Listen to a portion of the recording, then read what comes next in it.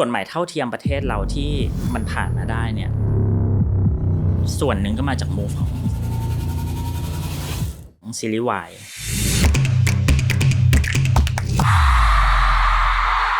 ของที่มันเคยถูกแอบซ่อนเมื่อก่อนนี่คือของแรไอเทมคุณจะอ่านการ์ตูน BL เรื่องนึงเนี่ยใต้ดินเซ็นทรัลลาดพร้าวเป็นร้านการ์ตูนต้องมีโค้ดมีรหัสแล้วลองนะวันนี้มันถูกเปิดออกมันมีคนเห็นมากขึ้นมันมีคนกำลังและความต้องการมันมากขึ้นจากแต่เดิมที่ไม่ค่อยมีคนสนใจจนตอนนี้กลายมาเป็นกระแสหลักใน1สัปดาห์ที่เคยมีตัวเลขสถิติว่าเรามีซีรีส์วายให้ดู17เรื่องแบบไม่ซ้ำกันเวลาเราทำซีรีส์พวกนี้แน่นอนว่ามันจะมีแบบสิ่งที่เราต้องระวังอย่างเงี้ยบางคนจะเปรียบเทียบถึงขั้นว่าทำละครบอยเลิฟนี่เป็นละครคุณธรรมเลยอะไรอย่างเงี้ยเราไม่รู้หรอกว่าเราจะไม่รู้อะไรอีกในวันข้างหน้าเราอาจจะทำอะไรผิดอีกก็ได้ออฟ นพนัท ชัยวิมลผู้อยู่เบื้องหลังปรากฏการณ์ซีรีส์วายที่กำลังเป็นกระแสไปทั่วโลกภายใต้ความสำเร็จของการทำหน้าที่ผู้กำกับเขียนบทรวมถึงโปรดิวเซอร์นั้นมีอะไรซ่อนอยู่มากมายวันนี้ทุกคนจะได้เข้าใจเรื่องราวของบอยเลิฟได้ชัดในทุกมิติแล้วพี่ออฟรู้ได้ไงว่าแบบคู่นี้มันเข้ากันดูยังไงอ่ะเอาจริงไหมเราจะตอบว่า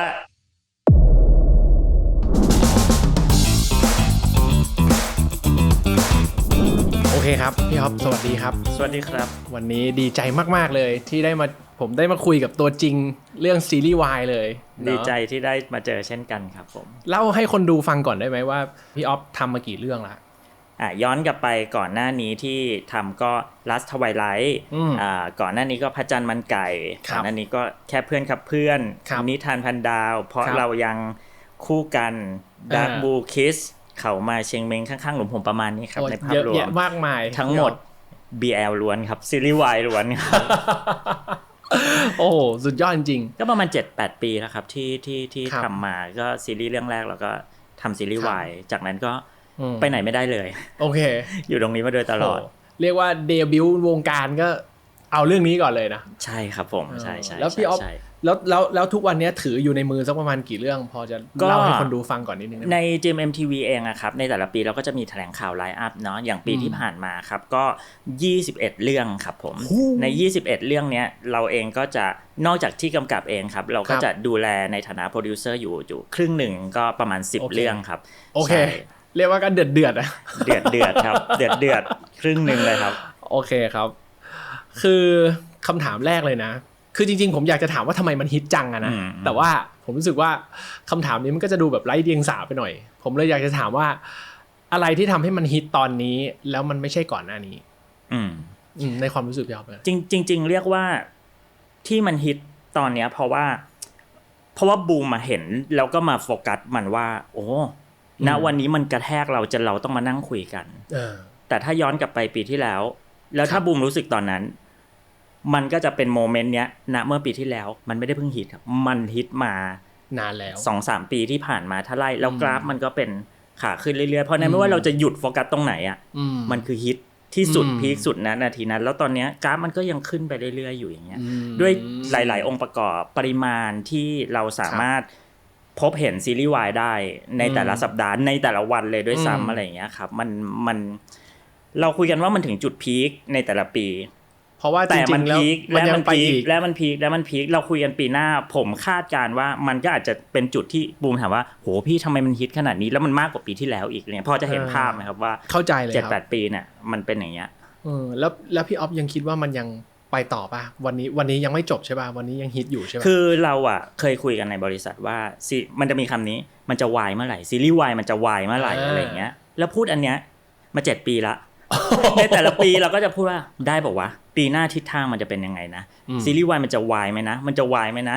เราก็ไม่รู้หรอกแต่เราก็มีสแตทหลังบ้านหลายๆอย่างที่บอกไว้ว่ามันก็มีกลุ่มคนดูกลุ่มใหม่ที่เข้ามากลุ่มเดิมก็เติบโตขึ้นไปเรื่อยๆสาววายเมื่อ7 ปีที่แล้วณวันนี้เขาก็ยังเป็นสาววายอยู่แต่ว่าเขาก็เติบโตขึ้นไปเรื่อยๆน้องใหม่ที่เพิ่งเข้าวงการในวัยมัธยมต้นนั่นก็คือกลุ่มใหม่ที่เขาก็เข้ามาสู่ตลาดนี้เพราะนั้นมันใหญ่และมันก็โตแล้วมันก็ลึกด้วยอ่ะมันทุกเชิงที่ทำให้เราคาดคะเนไม่ถูกจริงๆแต่รู้ว่าด้วยเวฟเนี้ยมันน่าจะไปในทิศทางแบบเนี้ย จากประสบการณ์ผมนะพี่คือผมรู้สึกว่าจริงๆแล้วอ่ะ preference ของการชอบคอนเทนต์แบบ Y แบบเนี้ย boy love แล้วกันเราใช้คำว่า boy love จริงๆมันมีมานานแล้วตั้งแต่ยุคผมเด็กๆเนี่ยเราจะเจอเพื่อนๆผู้หญิงเนี่ยที่จะแบบอ่านการ์ตูนแบบชายรักชายการ์ตูน BL ดูแบบอ่านนิยายที่เป็นแนวนี้หรือว่าแบบเสพอะไรแบบนี้อยู่แล้วอ่ะแล้วส่วนใหญ่จะเป็นผู้หญิงด้วยแล้วก็จะอยู่ในลักษณะของงานเขียนมาก่อนในความรู้สึกผมอ่ะจริงๆแล้วคือมันไม่ได้ไปไหนมันมีคนที่ชอบอะไรแบบนี้มาสักพักละใช่แล้วก็มันแค่บังเอิญว่าสิ่งที่เราเห็นทุกวันนี้มันถูกเป็นที่ยอมรับมากขึ้นเพราะว่ามันเริ่มมีภาพเคลื่อนไหวไงมันเริ่มเป็นวิดีโอแล้วมันเริ่มเป็นซีรีส์มันเริ่มเป็นหนังอะไรอย่างเงี้ยให้เห็นภาพชัดๆของที่มันเคยถูกแอบซ่อนเมื่อก่อนนี่คือของแรไอเทมคุณจะอ่านการ์ตูน BL เรื่องนึงเนี่ยใต้ดินเซ็นทรัลลาดพร้าวเป็นร้านการ์ตูนต้องมีโค้ดมีรหัสตัวจริงมากๆไปมุดอยู่ว่าแบบแล้วเวลาต้องนั่งเราไม่สามารถให้คนแบบมันจะไม่ได้อยู่เชลบนสุดมันไม่ได้อยู่เชลบนสุดมันจะยังลึกๆใช่นั่นน่ะกว่าจะได้มาเล่มนึงนึกออกมั้ยแล้วลองนะวันนี้ลองเดินเข้าไปในร้านหนังสือสิคุณจะยืนงงในดงวายมันจะวางอยู่ข้างหน้ามันไม่ใช่วางอยู่ข้างหน้ามันจะอยู่รอบตัวเราทั้งหมด360องศาเข้าไปยืนแล้วหันไปรอบตัวได้เลยมันกลายเป็น recommended series หนังสือแนะนำและมีถ้าแบบไม่เข้าข้างตัวเองรู้สึกมันจะมีพื้นที่เยอะที่สุดในเชลฟ์ที่จะโชว์เลยอ่ะมันเกิดอะไรขึ้นก็คือเหมือนที่บูมบอกมันถูกเปิดออกมันมีคนเห็นมากขึ้นมันมีคนกำลังและความต้องการมันมากขึ้นอะไรเงี้ยครับเราใช้คำว่ามันสร้างอีโคโนมีอ่ะมันสร้างเศรษฐกิจอ่ะเยอะมากๆเหมือนแบบว่าจากแต่เดิมที่ไม่ค่อยมีคนสนใจจนตอนนี้กลายมาเป็นกระแสหลักแล้วจนตอนนี้มันโกอินเตอร์เนาะมันไปต่างประเทศแล้วมันดึงแบบผู้ชมมาจากทุกที่ทั่วโลกเดี๋ยวมันจะมีมิติทางเศรษฐกิจในอีกหลายๆอย่างที่มีข้อมูลที่น่าสนใจที่อาจจะเล่าให้ฟังได้ครับเดี๋ยวผมขอถามถึงกระบวนการที่พี่ออฟสร้างมันขึ้นมาสักเรื่องนึงก่อนละกันพี่ออฟเริ่มจากอะไรเริ่มจากบทไหมหรือเริ่มจากนักแสดงหรือเริ่มจากอะไรที่ผ่านมาเดี๋ยวต้องก่อนตอบต้องบอกว่าณวันนี้เราตอบในวันที่เราทำซีรีส์วายมา7ปีแล้วนะเพราะฉะนั้นบางคนอาจจะกลับไปแบบพี่ออฟเคยพูดอย่างนี้เคยตอบนี่มันเมื่อตัวตนเราเมื่อ7ปีที่แล้วเมื่อวันที่เราเริ่มเข้าวงการแต่ณวันนี้พอเราผ่านประสบการณ์ผ่านรูปแบบการสร้างมาหลากหลายรูปแบบแล้วอะไรอย่างเงี้ยครับคำตอบบางอย่างมันอาจจะเปลี่ยนไปจากเมื่อตอนปีที่แล้วหลายปีที่แล้วก็ได้มี disclaimer นิดนึงหลายปีที่แล้วก็ได้แต่ณวันนี้นี่คือข้อมูลณปัจจุบันหรือเป็นตัวตนเราณปัจจุบันเนาะคราวนี้คำถามบูมว่าเราเริ่มสร้างจากอะไรเราเริ่มสร้างมาจากทุกวิธีเลยที่ผ่านมาเราเคยอ่านหนังสือนิยายเรื่องนึงตอนนั้นจะทำนิทานพันดาวเรื่องนิทานพันดาวเรื่องเป็นครูอาสาที่จะต้องผ่าตัดเปลี่ยนหัวใจเราขึ้นไปบนดอยเพื่อไปตามหาเจ้าของหัวใจจริงโหวันนั้นน่ะสนุกมากแต่รู้ตัวเลยวันนั้นน่ะทำไม่ได้แน่นอนเราไม่เก่งพอเราไปทำเรื่องอื่นก่อนอีกประมาณ 3-4 ปีเพื่อให้รู้ว่าเรามีประสบการณ์ที่จะพาทีมงานกองถ่ายขึ้นไปบนดอยข้างบนแล้วไปถ่ายได้อะไรเงี้ยอันนั้นก็เริ่มมาจากนิยายครับล่าสุดแล้วกันครับล่าสุดอย่าง Ticket to Heaven เด็กชายไม่ไปสวรรค์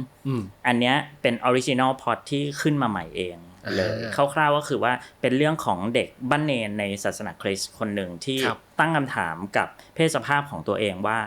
เราผิดบาปไหมถ้าเราจะรักเพศเดียวกันที่เป็นผู้ชายในเมื่อแล้วมีมิติทางศาสนามีมิติทางศาสนาในเมื่อเขาเป็นบ้านเนรและในเมื่อคำสอนหรือหลายๆอย่างบอกว่านี่คือสิ่งผิดบาปแล้วฉันควรอยู่ตรงไหนของสิ่งนี้ฉันสอนให้เรารักเราสามารถรักเพศเดียวกันได้แต่เพศเดียวกันที่เรารักทำให้เรารู้สึกผิดบาปเราจะไปยังไงต่ออย่างเงี้ยครับอันเนี้ยก็เป็นออริจินัลที่คิดขึ้นมาใหม่เองซึ่งคอนฟลิกต์นั้นน่ะมันเป็นคอนฟลิกต์ที่มีอยู่จริงนะมันเรียลมากเลยอ่ะพี่อ๊อฟมันแบบมันเป็นคอนฟลิกต์ที่มีจริงๆอ่ะย้อนไป6ปีที่แล้วก็ไม่กล้าทำหรอก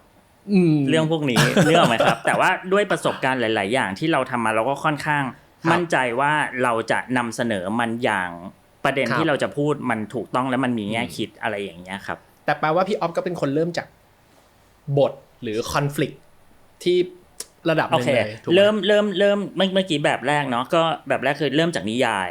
แบบ2ก็คือเริ่มจากตัวมีเรื่องที่เรารู้สึกว่าประเด็นเนี้ยอยากจะเล่าอะไรอย่างเงี้ยครับโจทย์ประเภทแบบเฮ้ยมีน้องนักแสดงคู่นี้มาแล้วเดี๋ยวโป รเจกต์ต่อไปของเขาน่าจะเป็นโปรเจกต์ลักษณะไหนแล้วลองหามาแล้วลองเข้าไปโพสเขาไปคุยไปอะไร ดูจาก แบบ เค นั้น มีนักแสดงก็มีครับ โอเค ก็เลยตอบได้ว่า มัน มี มา ทุกรูปแบบมีทุกรูปแบบเลย แล้วพี่ออฟรู้ได้ไงว่าแบบคู่นี้มันเข้ากันอะดูยังไงอะ เอาจริงไหม เพ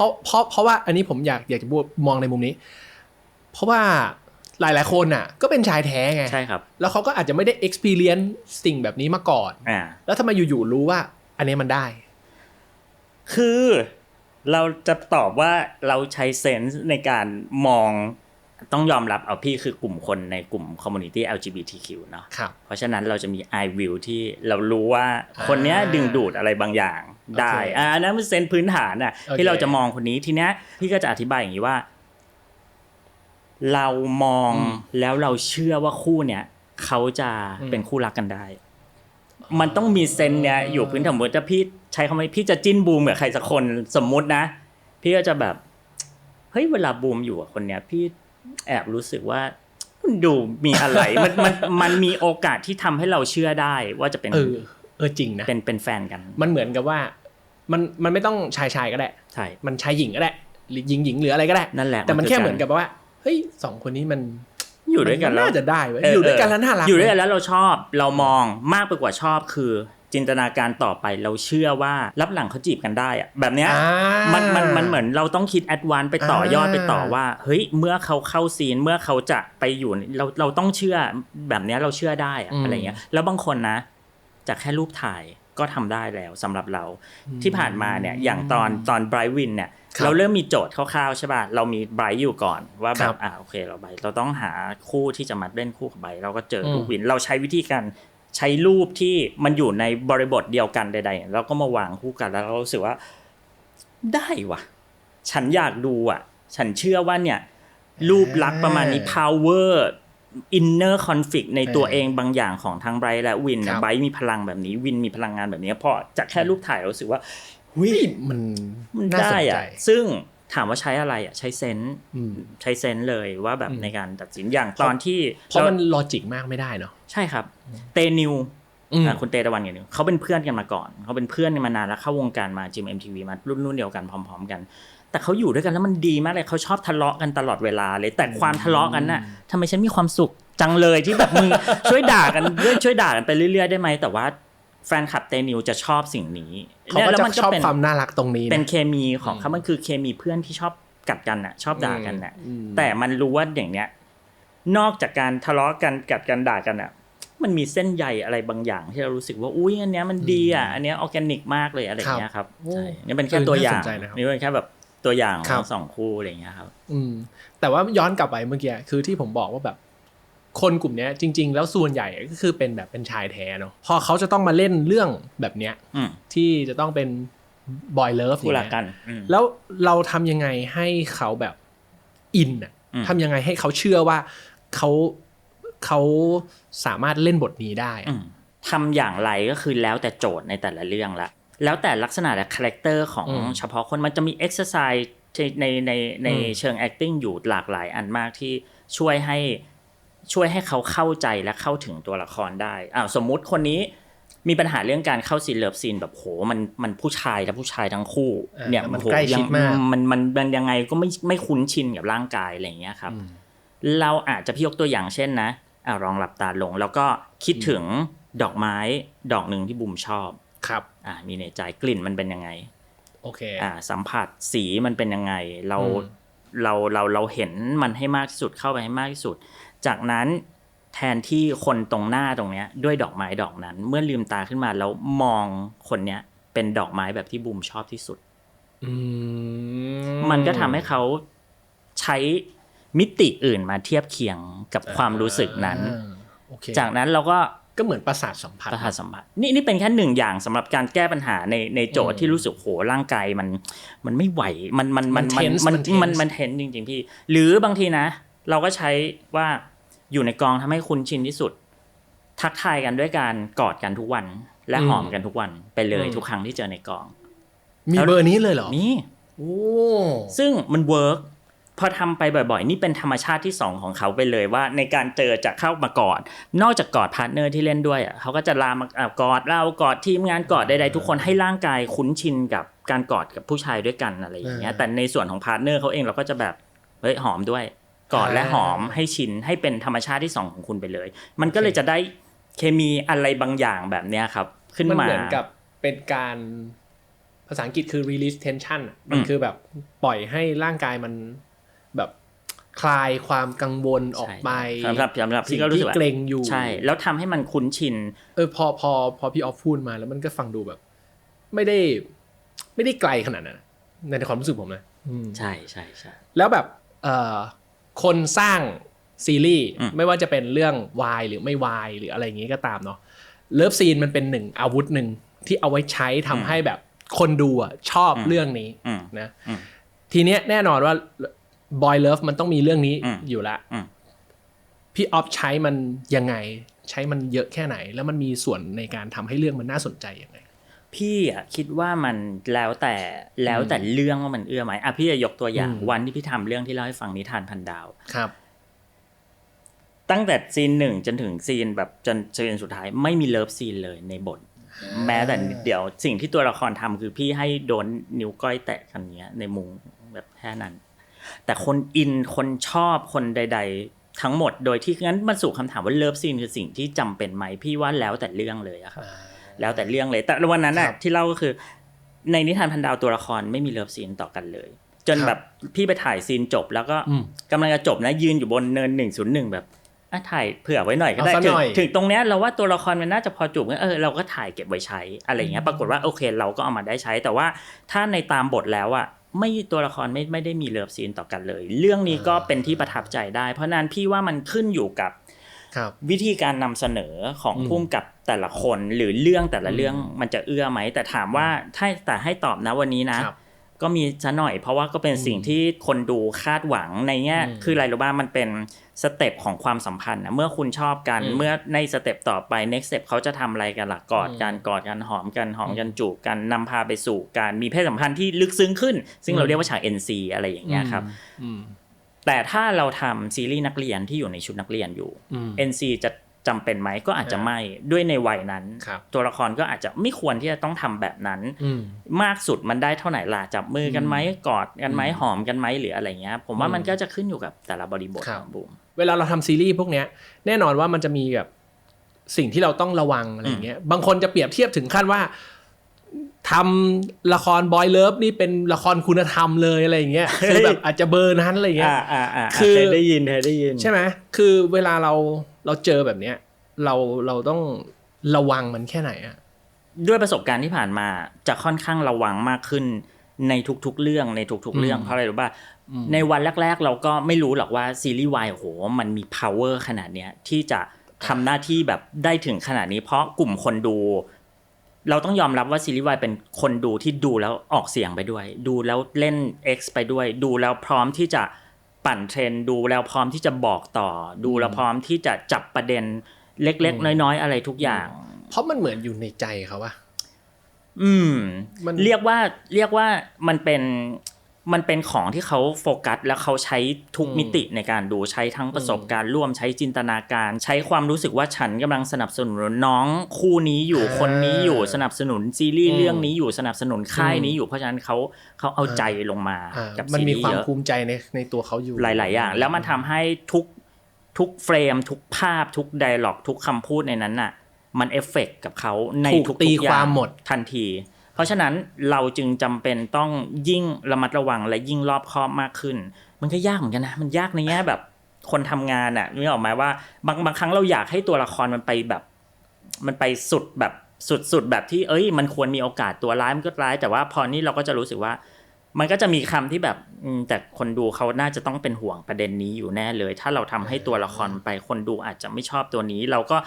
ต้องหาเวแบบเลี้ยวหลบทางนี้ซะหน่อยแล้วเทิร์นกลับมาทางนี้ซะหน่อยอะไรเงี้ยมันแบบวิธีคิดมันจะซับซ้อนขึ้นเยอะกว่า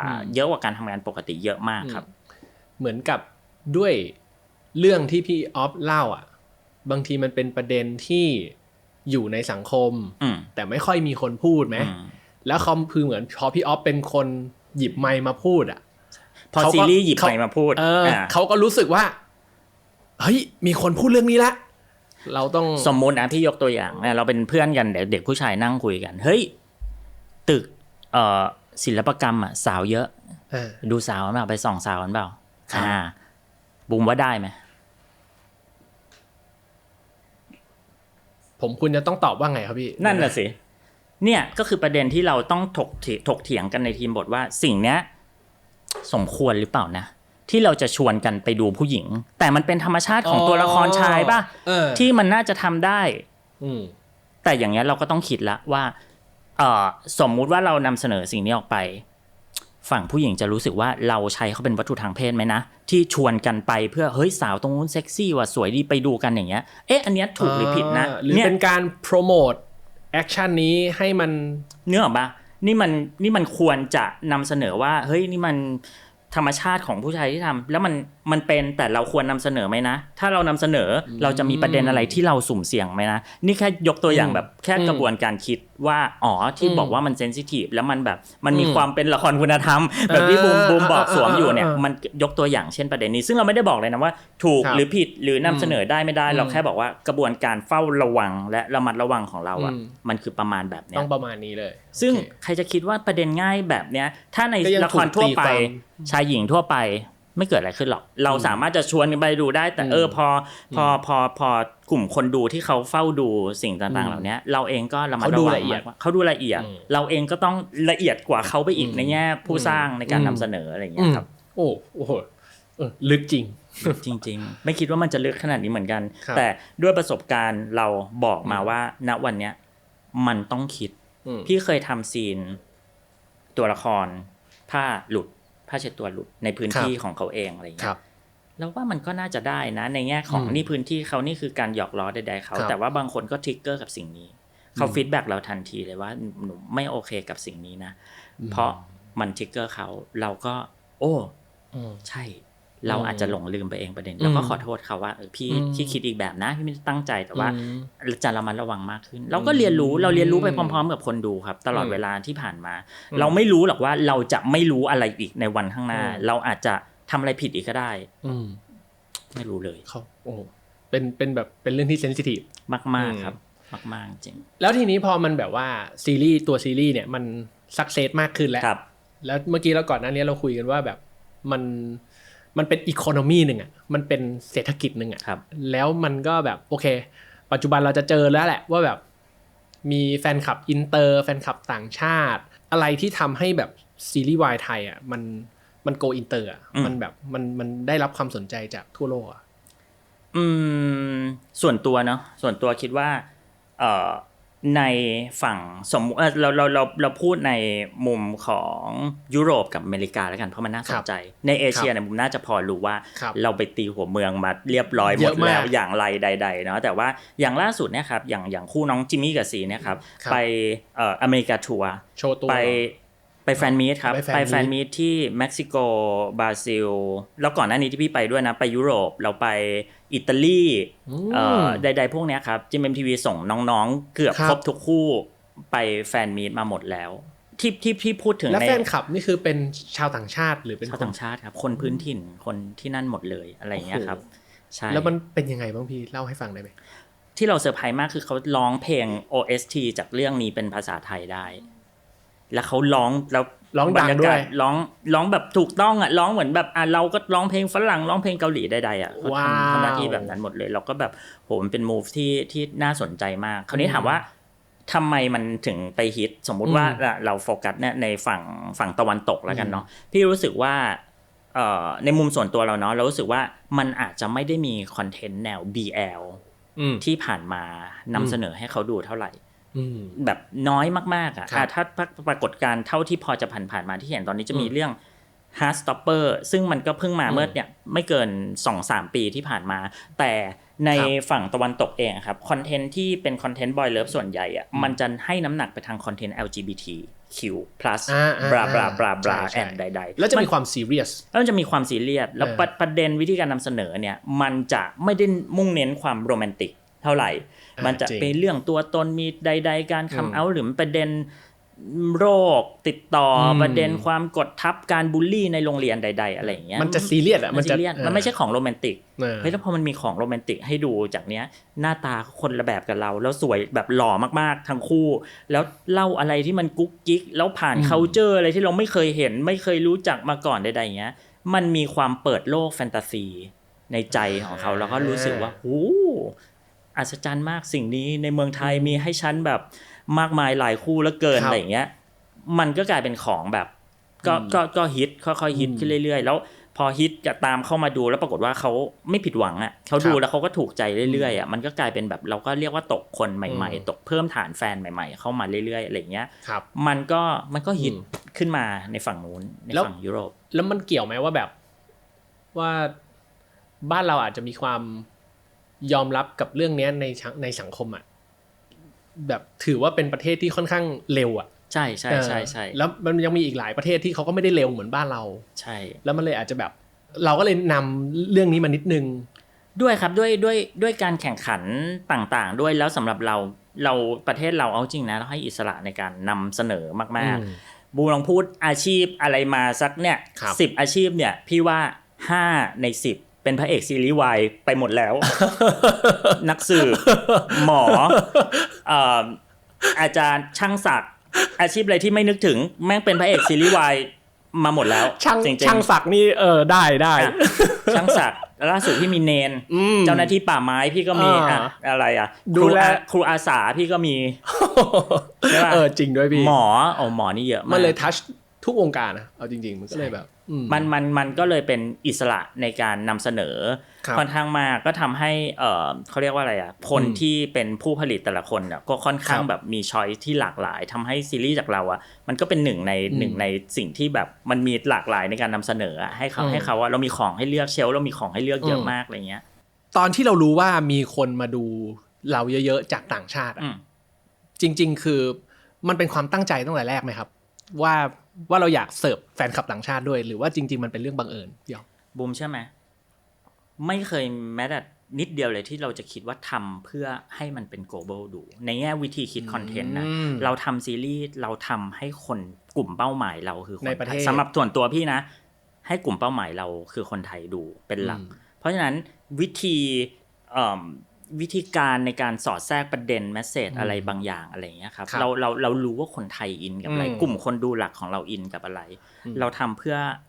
แล้วพี่ว่าส่วนหนึ่งที่มันสักเซสเพราะเราสำหรับพี่นะเราไม่ได้พยายามที่จะไปพูดอะไรที่มัน global ขนาดนั้นเราว่ายิ่งนิชยิ่งมีเสน่ห์แมสเสจบางอย่างระบบโซตัสครูอาสาครูดอยบางอย่างพ่อค้าขายข้าวมันไก่บางอย่างที่มันเฉพาะแบบเมืองพัทยาของเราอะไรอย่างเงี้ยเราว่าสิ่งเหล่านี้มันมีเสน่ห์กว่าแต่เรา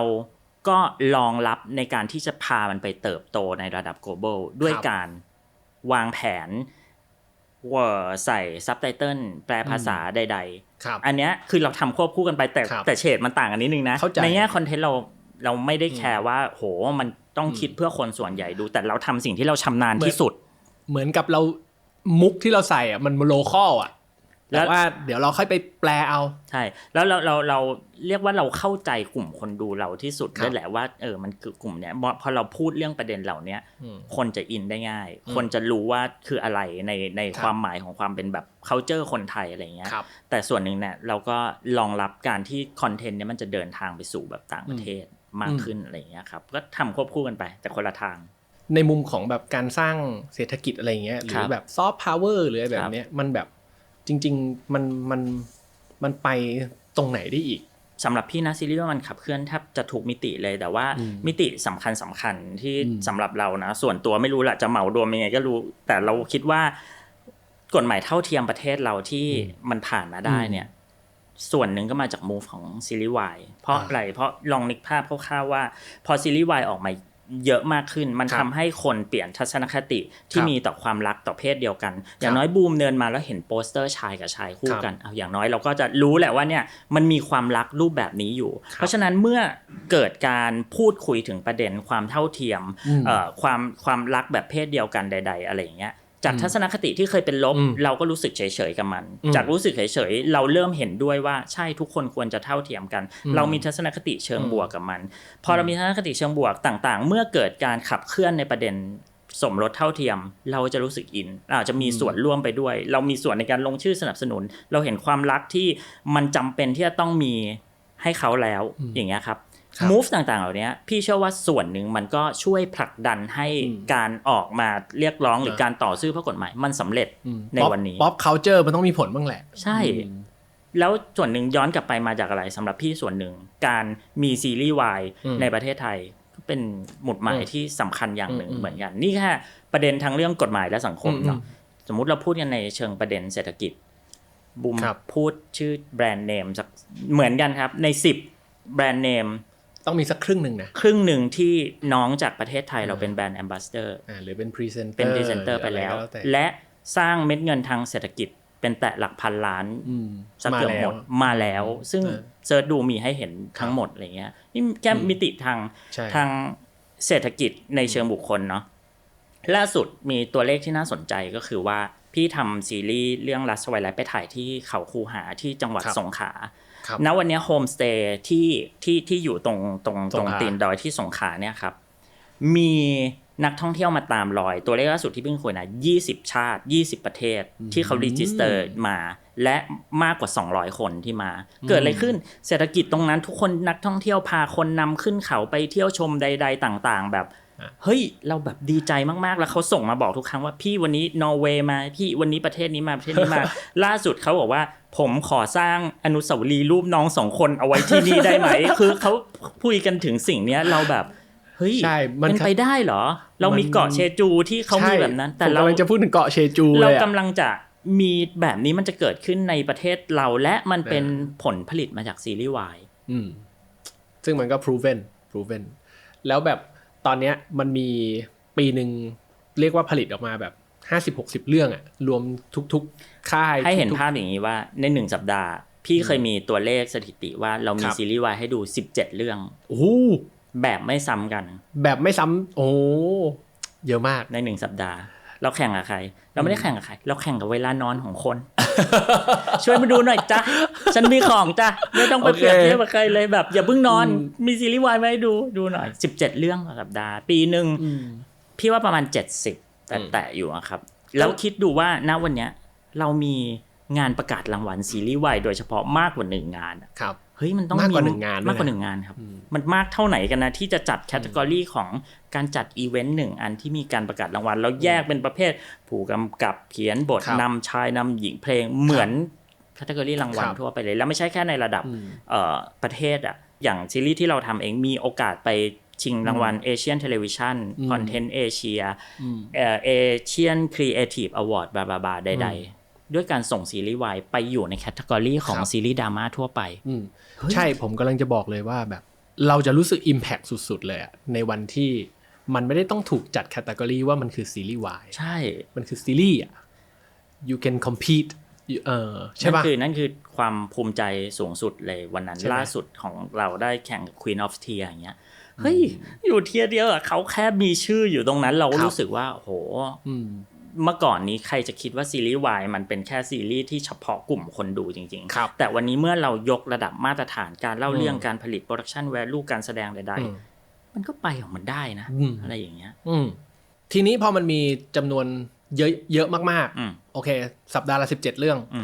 แล้วเราต้องปรับตัวอะไรไหมครับในการที่จะให้คนมาดูของเราหรือว่าต้องใส่ลูกเล่นอะไรเพิ่มไหมพี่อ๊อฟ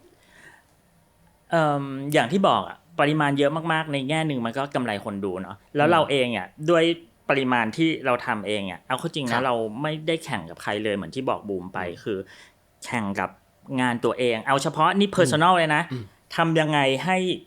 ซีนจิ้นไม่เหมือน 7-8 เรื่องที่ผ่านมาก็เหนื่อยแล้ว เพื่อจะแข่งกับตัวเองว่าเฮ้ยถ้าจูบท่านี้เราเคยใช้ไปละในงานเก่าของตัวเองนะอันนี้เอาเฉพาะนะ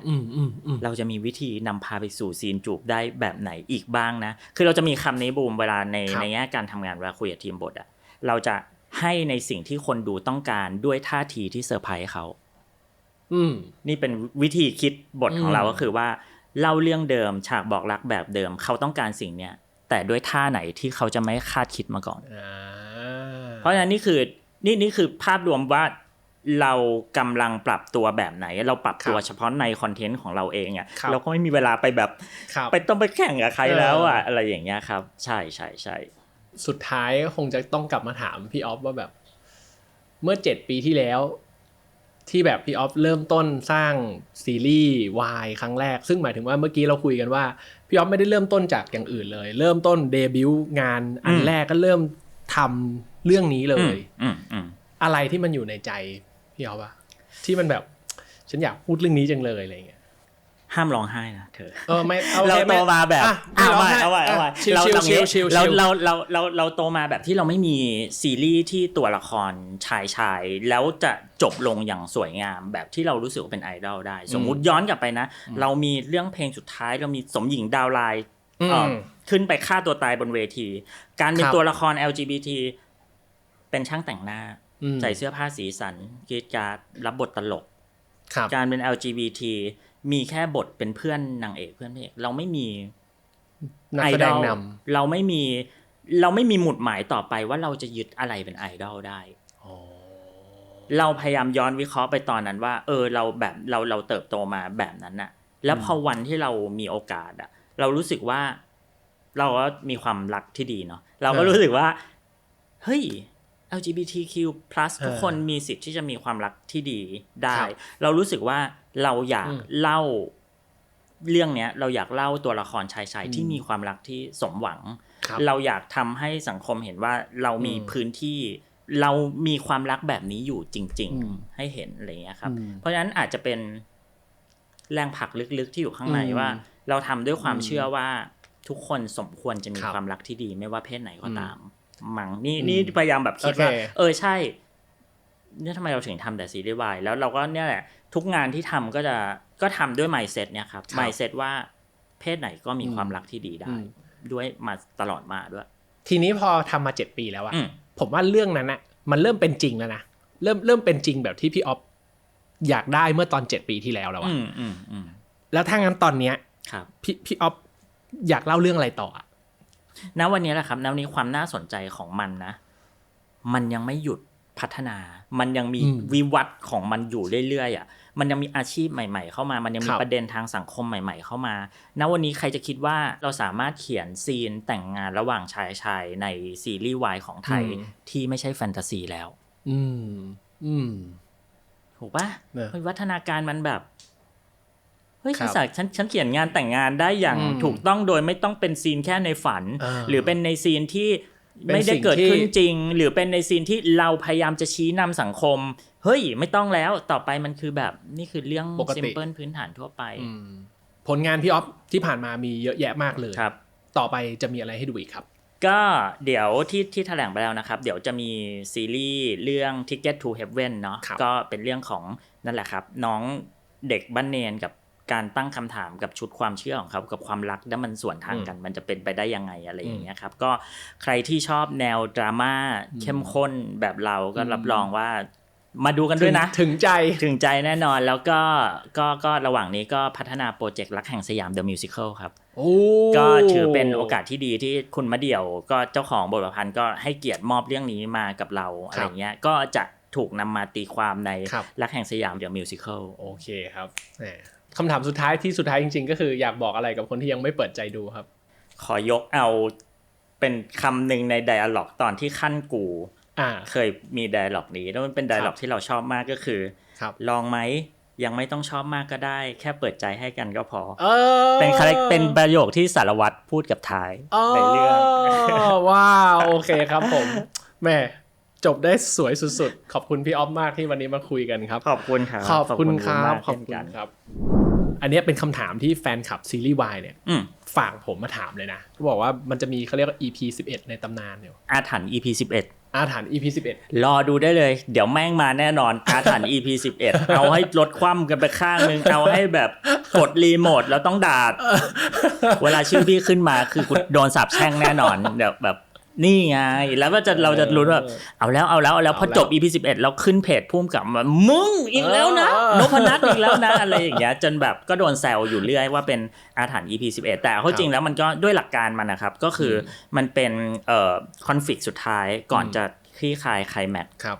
แล้วก็จะจบมันไม่ได้หรอกถูกไหมมันองค์สุดท้ายอ่ะปลายองค์2ที่จะเข้าสู่องค์3แล้วอะไรอย่างเงี้ยมันก็ต้องทำให้เรื่องมันเข้มข้นที่สุดนะในช่วงนั้น